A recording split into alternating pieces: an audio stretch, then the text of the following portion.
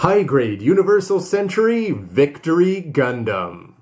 Hey, what's up again everybody? It's Robert184, 2Rs, 2Bs, gundam.tk. Today, standing up for victory here in the high-grade Universal Century line. It's the teeny tiny V1 Gundam from V Gundam. Can't wait. A happy dance was done for the master grade. Will it be the same result after putting together this HGUC late 2013 release? The cover art is clean and crisp, but at the same time, I think I've seen better here from Bandai and Sunrise. There's the name and its convoluted model number, 1200 yen being the very reasonable price and fitting for a kit this size and an MS this size.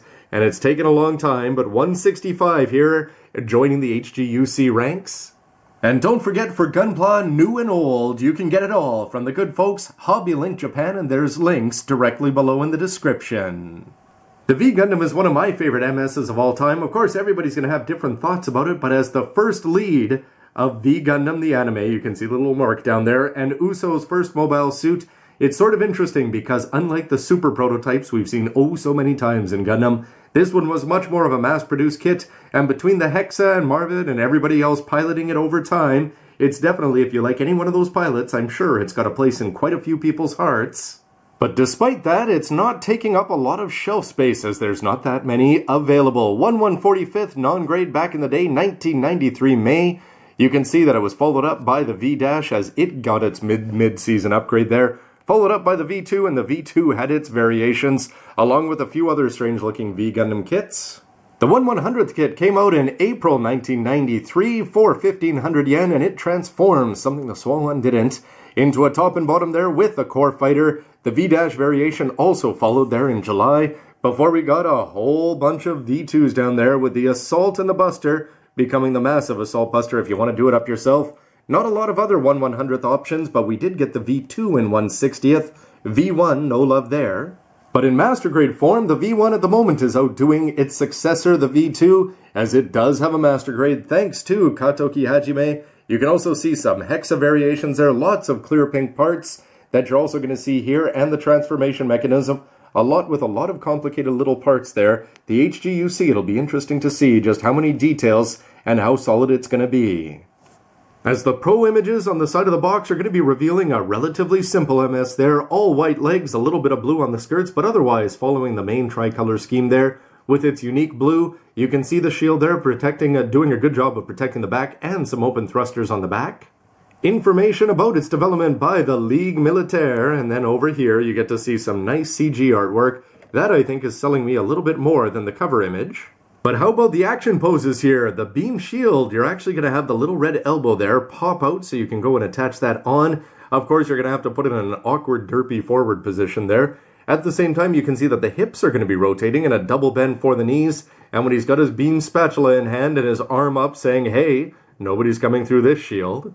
Double bends as well for the elbows. You're going to notice that they've got that distinct circular mark there, nothing done up in red. Yes, the neck is going to be moving, that's exciting, and he is going to have a core fighter. We'll see, nothing to do with the transformation, I'm sure, but at the same time, extra plastic, extra display options should be a lot of fun, and you can see the shield and sabers there. They're very interesting. This is not going to be just the standard pole one that we're used to, but instead this is going to be quite unique and interesting, and again, that spatula distinct. And right out of the box, it's looking good. It'll be a question of how much of those black little markings on the shoulders are seals and how much is plastic. And I'm hoping at some point that we'll have a Hexa and some more V1s to put all in one scene. So it's inside the box. For this Victory Gundam we go, and my goodness, not a lot of plastic. White, gray, and Gundam Age, advanced grade style, teeny tiny plates with lots of clear pink in there, and that just, what a cute MS design. The A plate, despite its lack of four colors, still has me smiling because I'm hoping, even though there doesn't seem to be any eject marks around here, that eventually we're going to be getting a Hexa mold out there, and that could just account for that quarter, and they might just do some omissions down there. But overall, all the parts are as you'd expect. Look at all these little details that are going to be built in. As you've got the head mold, it's just going to be a front back there, probably fitting for a Gundam of this diminutive stature. But you can also see some of the open parts down there, nice details carved on the inside, and it looks like for the lining that there's going to be some wide options down there. So you may want to break out your black Gundam ink markers properly. After this, it's almost on to small plates only, as you've got the B plate with the beam sabers over there, some parts for the arms, and some otherwise cool-looking little parts that are going to be putting onto the actual arms themselves. As you can see, again, some details in there if you want to get in there with some color, or do it up in its red Katoki Hajime MG style.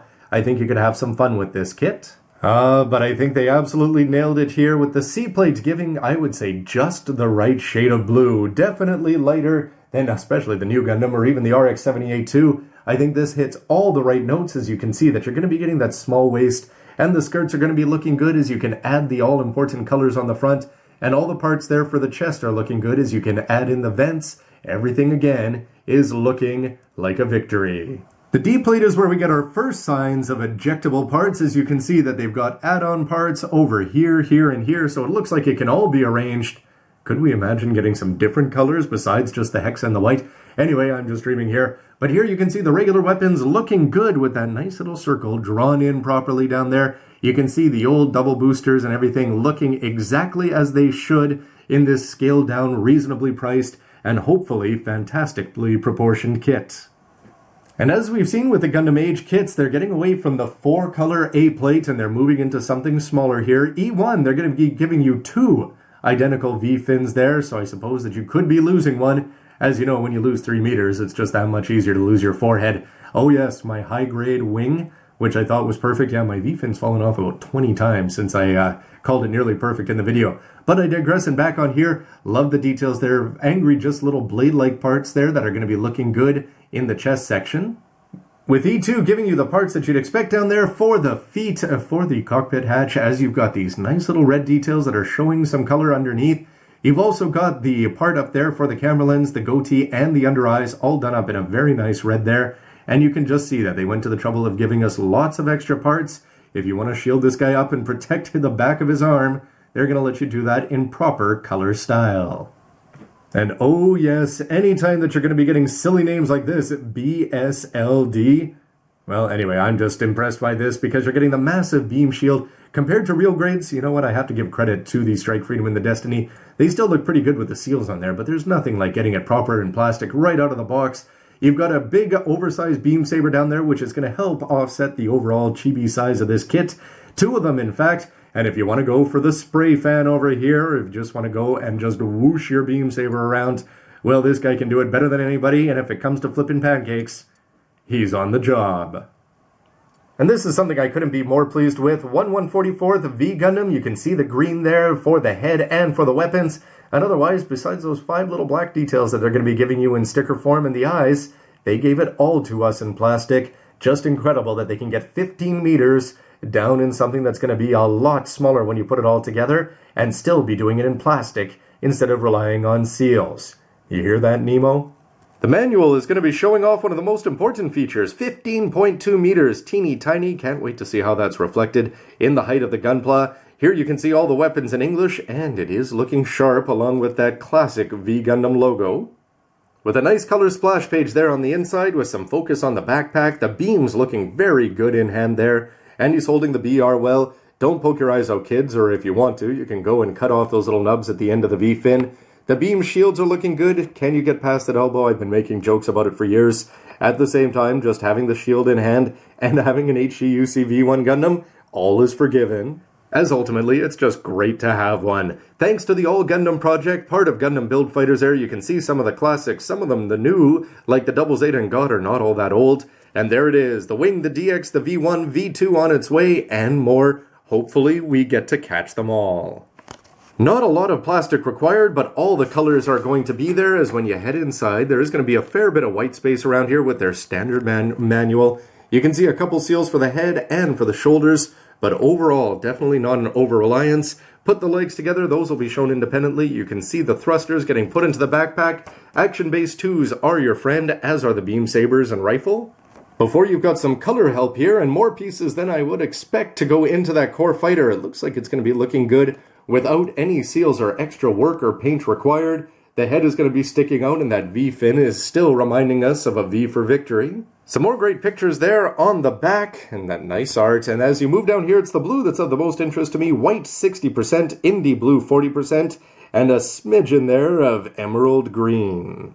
With high grades bumping up both in size, complexity, and price, it's sort of nice to go back to old school here. They probably could have done it for 1,000 yen if they hadn't given us the core fighter, but I'm quite happy to have one of those on display, and hopefully we're going to have some more Victory variations in the future, dashes, hexas, and all of them to go along with this wonderful All Gundam project. Anyway, the unbox was great, so stick around to see the parts and then the MS all put together. No transformation here, but I think it's going to benefit for that, so stick around. Thanks for watching. Now, considering our size difference, why is it that you get the capital V?